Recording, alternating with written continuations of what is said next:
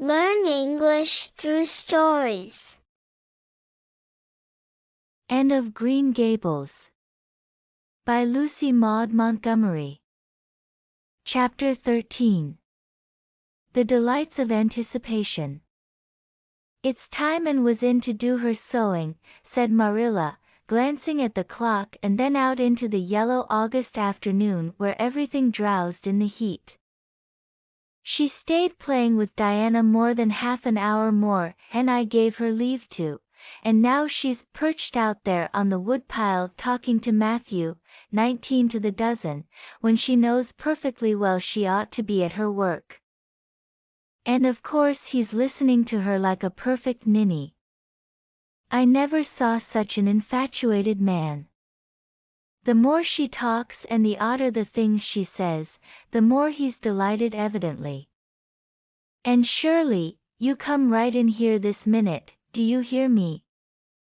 A series of staccato taps on the west window brought Anne flying in from the yard, eyes shining, cheeks faintly flushed with pink, unbraided hair streaming behind her in a torrent of brightness.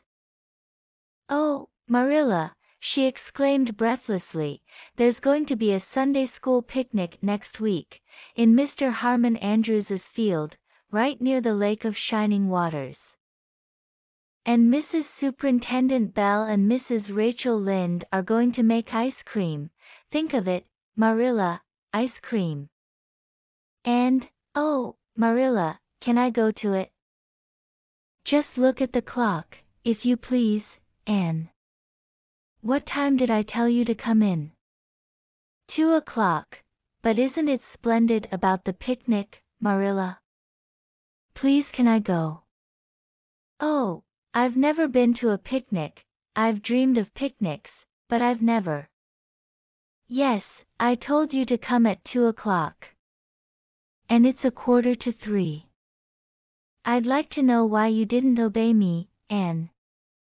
Why, I meant to, Marilla, as much as could be. But you have no idea how fascinating Idlewild is.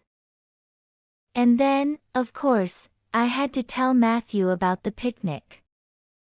Matthew is such a sympathetic listener. Please can I go?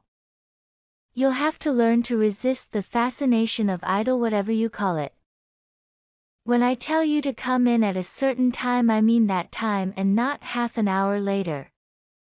And you needn't stop to discourse with sympathetic listeners on your way, either. As for the picnic, of course you can go. You're a Sunday school scholar, and it's not likely I'd refuse to let you go when all the other little girls are going. But, faltered Anne, Diana says that everybody must take a basket of things to eat. I can't cook, as you know, Marilla, and I don't mind going to a picnic without puffed sleeves so much, but I'd feel terribly humiliated if I had to go without a basket. It's been preying on my mind ever since Diana told me. Well, it needn't prey any longer. I'll bake you a basket. Oh, you dear good Marilla. Oh, you are so kind to me. Oh, I'm so much obliged to you. Getting through with her ohs, and cast herself into Marilla's arms and rapturously kissed her sallow cheek. It was the first time in her whole life that childish lips had voluntarily touched Marilla's face. Again that sudden sensation of startling sweetness thrilled her. She was secretly vastly pleased at Anne's impulsive caress, which was probably the reason why she said brusquely, There, never mind your kissing nonsense. I'd sooner see you doing strictly as you're told. As for cooking, I mean to begin giving you lessons in that some of these days. But you're so featherbrained, and I've been waiting to see if you'd sober down a little and learn to be steady before I begin. You've got to keep your wits about you in cooking and not stop in the middle of things to let your thoughts rove all over creation. Now, Get out your patchwork and have your square done before tea time. I do not like patchwork, said Anne dolefully, hunting out her work-basket and sitting down before a little heap of red and white diamonds with a sigh. I think some kinds of sewing would be nice, but there's no scope for imagination in patchwork. It's just one little seam after another and you never seem to be getting anywhere. But of course I'd rather be Anne of Green Gables sewing patchwork than Anne of any other place with nothing to do but play. I wish time went as quick sewing patches as it does when I'm playing with Diana, though. Oh, we do have such elegant times, Marilla. I have to furnish most of the imagination, but I'm well able to do that. Diana is simply perfect in every other way. You know that little piece of land across the brook that runs up between our farm and Mr. Barry's? It belongs to Mr. William Bell, and right in the corner there is a little ring of white birch trees, the most romantic spot, Marilla. Diana and I have our playhouse there. We call it Idlewild. Isn't that a poetical name? I assure you it took me some time to think it out. I stayed awake nearly a whole night before I invented it. Then, just as I was dropping off to sleep, it came like an inspiration. Diana was enraptured when she heard it. We have got our house fixed up elegantly. You must come and see it, Marilla, won't you? We have great big stones, all covered with moss, for seats, and boards from tree to tree for shelves. And we have all our dishes on them. Of course, they're all broken, but it's the easiest thing in the world to imagine that they are whole. There's a piece of a plate with a spray of red and yellow ivy on it that is especially beautiful. We keep it in the parlor and we have the fairy glass there, too. The fairy glass is as lovely as a dream. Diana found it out in the woods behind their chicken house. It's all full of rainbows, just little young rainbows that haven't grown big yet, and Diana's mother told her it was broken off a hanging lamp they once had. But it's nice to imagine the fairies lost it one night when they had a ball, so we call it the fairy glass. Matthew is going to make us a table. Oh, we have named that little round pool over in Mr. Barry's field Willowmere. I got that name out of the book Diana lent me. That was a thrilling book, Marilla. The heroine had 5 lovers. I'd be satisfied with one, wouldn't you? She was very handsome and she went through great tribulations.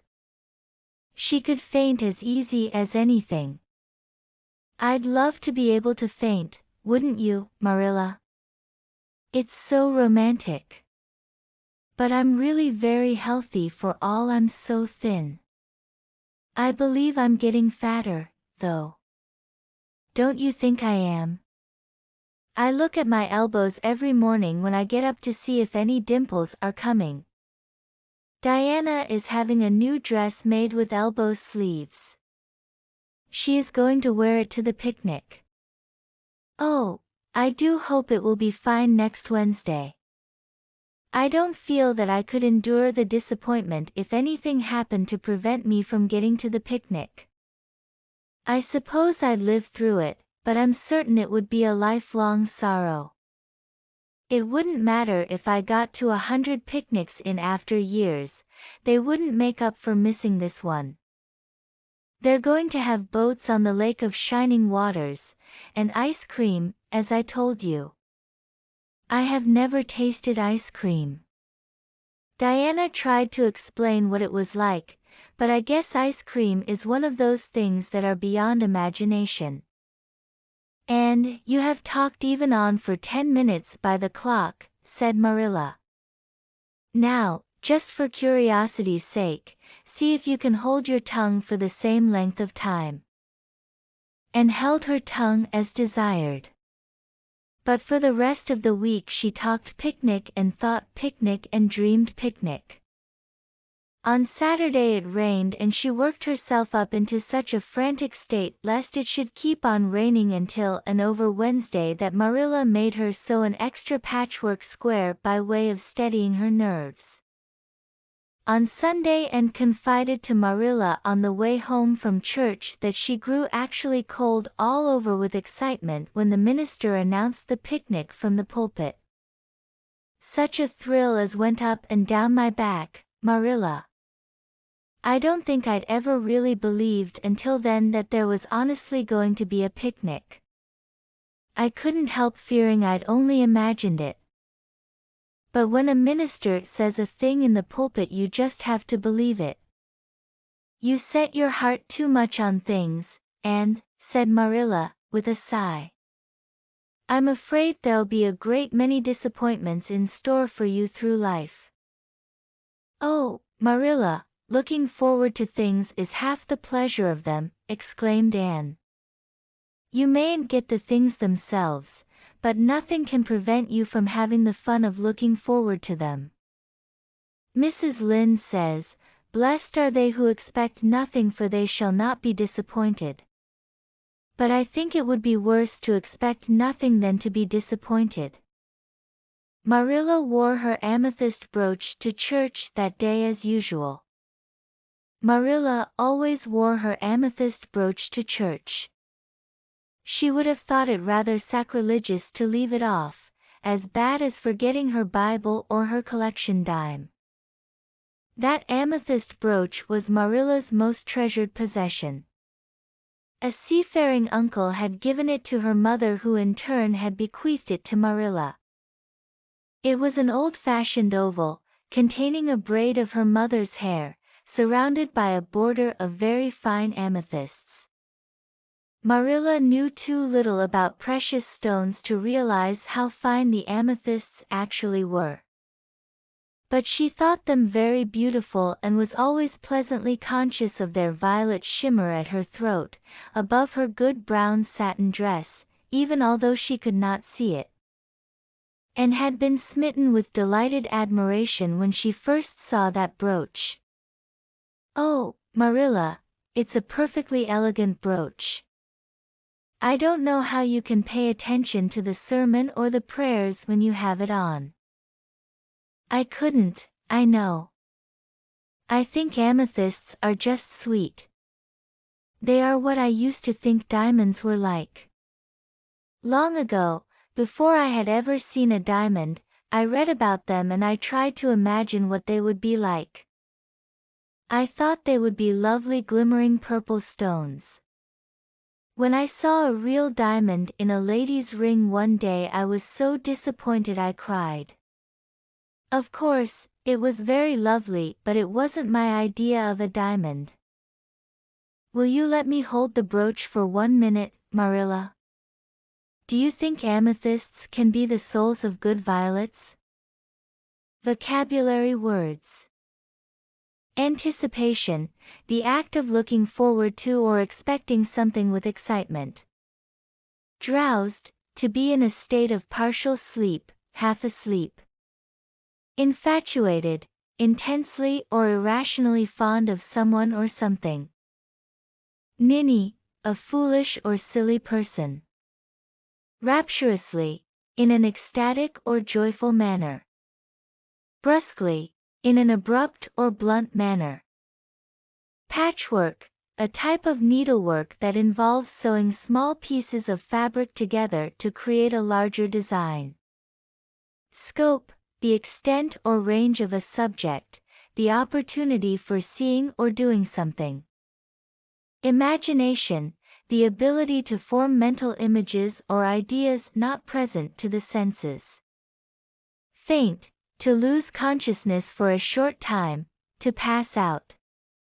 Elegantly, in a refined, tasteful, or stylish manner. Enraptured, to be filled with delight or joy. Impulsive, acting or done without forethought. Faltered, to speak or move unsteadily, to hesitate or stumble in speech. Picnic, an outdoor meal, usually in a park or countryside. Tribulations, severe trials or difficulties. Lifelong, lasting or continuing through one's whole life. Frantic, desperate or wild with excitement, passion, fear, or anxiety. Treasured, valued greatly, cherished. Sacrilegious, violating something sacred or regarded as holy. Bequeathed, to pass on or leave property or personal belongings to someone in a will. Violet, a color between blue and purple in the spectrum.